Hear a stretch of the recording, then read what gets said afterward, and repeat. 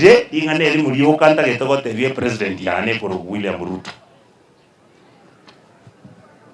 Kiongozi wangu Mheshimiwa Moses Wetangula juzi amesema kuwa yeye angeona ingekuwa vizuri ili Mheshimiwa Rais William Ruto awe na mazungumzo na mzee Raila, hata aliyekuwa rais Mheshimiwa Uhuru Kenyatta, ili tujaribu kujadiliana mambo ya nchi yetu ya Kenya. I want to tell you, Mr. President, we don't want a handshake from you so that you can give us half government. We don't want. Please listen to us. We have issues that are outstanding. We know Kenya has issues. Accommodate everybody.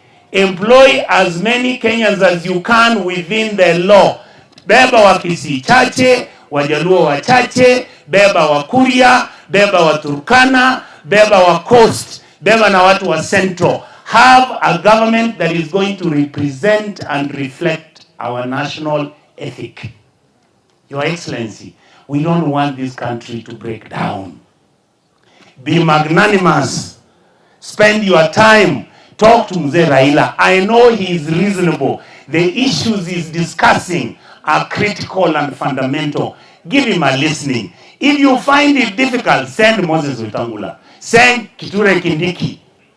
Those are bright, intelligent people you have in your cabinet. Wote wakishindwa na mimi nipeleke nitume, nitaenda niongee na mzee. Finally, my president, all the people who have been working in past governments, your ambassadors, your former ministers, all the permanent secretaries, please allow them to retire gracefully. This includes Honorable Matiang'i. Leave them retire gracefully. Let them go home as good people. The way I'm asking Simbarati to respect my governor James Ongwae so that he doesn't keep on pushing him, you also don't push Mr. Matiang'i for me. These people love Mr. Matiang'i. What's up?